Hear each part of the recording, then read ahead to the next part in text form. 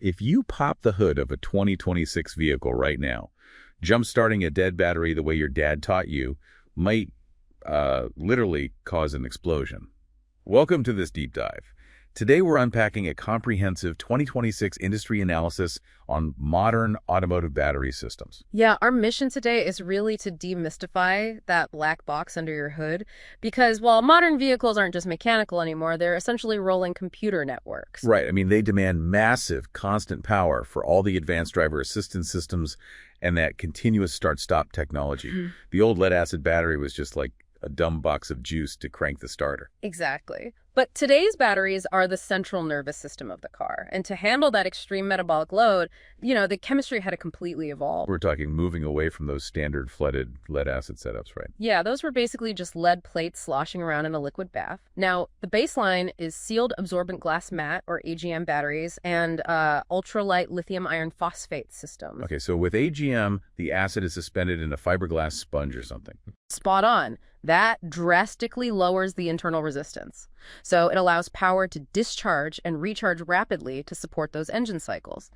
But, this physical upgrade brings a mandatory software requirement. Right, the battery registration process. This is where it gets really interesting to me. Oh, it's a huge shift. Replacing a modern AGM battery now requires an OBD2 scanner. Wait, really? Are you telling me the weekend DIY battery swap is just dead? Like, I can't just wrench in a $200 part from the auto store anymore without a software handshake. You really can't. See, as a battery ages, its internal resistance naturally goes up.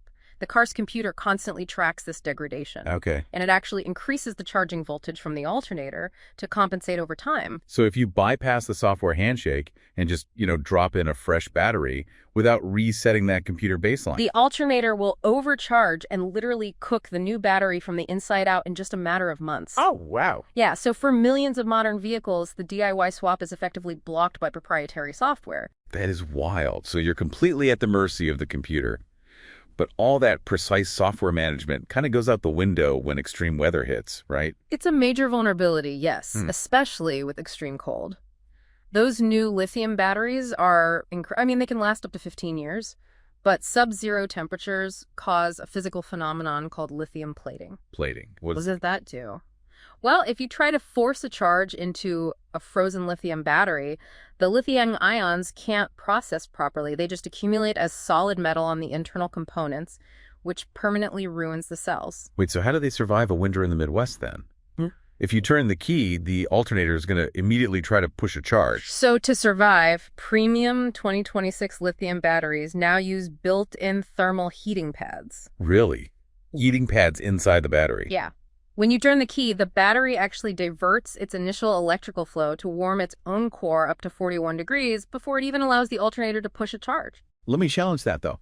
If a battery is dead or, practically frozen solid, how does it have the juice to heat itself in the first place?